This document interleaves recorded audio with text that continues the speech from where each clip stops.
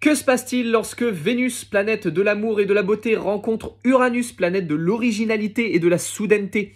Eh bien, ça nous donne quoi? Ça nous donne un coup de foudre. C'est love at first sight. C'est le moment où on voit la personne, on fait « ha » avec la mâchoire qui tombe jusqu'au sol comme dans les Tex Avery. C'est le moment où on tombe amoureux. Et puis Vénus-Uranus, c'est aussi le moment où on n'est pas forcé d'être amoureux, mais on a un coup de cœur, il y a un truc incroyable qui se produit où d'un coup on se dit oh, « mais ce truc, j'adore, c'est fantastique ». Moi je me souviens que le jour où j'ai découvert pour la première fois l'astrologie uranienne, j'ai eu cette configuration, je me suis dit « mais en fait c'est exactement ça que je veux ». Vénus-Uranus, c'est aussi pour les femmes. Il faut faire attention parce que ça peut nous donner des contractions. Alors, c'était aussi ce qu'on avait vu avec Lune-Uranus, mais Vénus-Uranus, c'est les contractions dans le ventre. Et parfois, si jamais vous avez des règles douloureuses ou qu'il y a un risque, par exemple, d'endométriose, on peut se retrouver justement dans une phase de douleur utérine.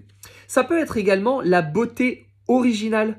C'est la beauté qui sort du cadre traditionnel. Quelqu'un qui a une beauté qui est vraiment un petit peu bizarre, un petit peu étrange ou qui a un look un peu étrange. Je me souviens, j'avais travaillé à l'époque, je sais plus son nom, je suis désolé, mais sur ce mathématicien qui s'était engagé dans le gouvernement, il aurait mieux fait de se casser une jambe ce jour-là.